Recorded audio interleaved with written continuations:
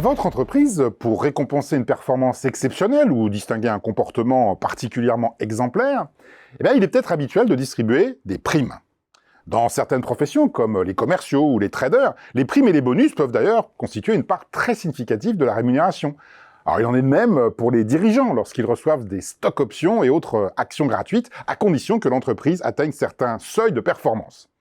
Le champion toute catégorie en la matière est incontestablement Elon Musk, qui, suite aux très bons résultats dégagés par Tesla au premier trimestre 2022 et en vertu d'un accord passé en 2018 avec son conseil d'administration, a pu débloquer pas moins de 23 milliards de dollars en stock options.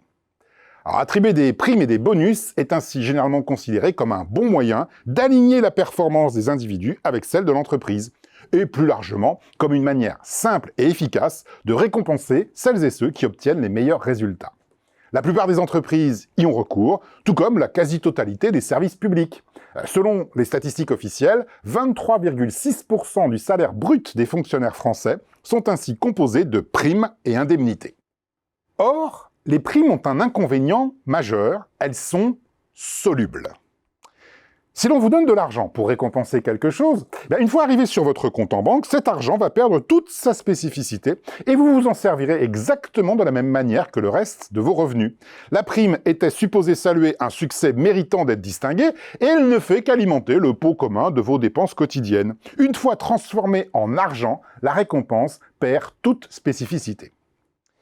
Chez Google, la direction avait pour habitude de récompenser les porteurs de projets les plus créatifs en leur octroyant une prime de 10 000 $. Cependant, on a rapidement constaté qu'au lieu de souligner le caractère exceptionnel de l'accomplissement, la prime l'effaçait. Désormais, Google offre donc plutôt un voyage en famille, ce qui crée une expérience inoubliable dont les salariés se souviennent pendant des années. Alors, il est d'ailleurs intéressant de souligner que les salariés de Google continuent à déclarer qu'ils préféraient une prime. Mais pourtant, ceux qui reçoivent une récompense non monétaire ont un niveau de satisfaction nettement supérieur. Après 5 mois, le niveau de satisfaction de ceux qui ont reçu de l'argent baisse de 25%, ce qui n'est pas le cas de ceux auxquels on a offert un voyage. Au total, retenez que l'argent est fongible.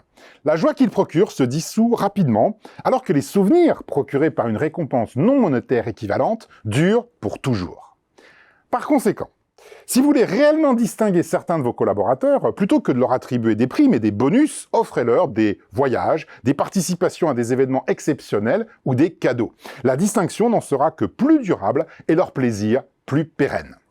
Alors il vous reste cependant à résoudre une autre question bien plus fondamentale. Est-ce que promettre des récompenses, qu'elles soient ou non monétaires, constitue bien la meilleure manière de stimuler la performance? Est-ce que vous êtes plus motivé lorsqu'on vous promet une récompense? La réponse est non, mais ça, c'est une autre histoire.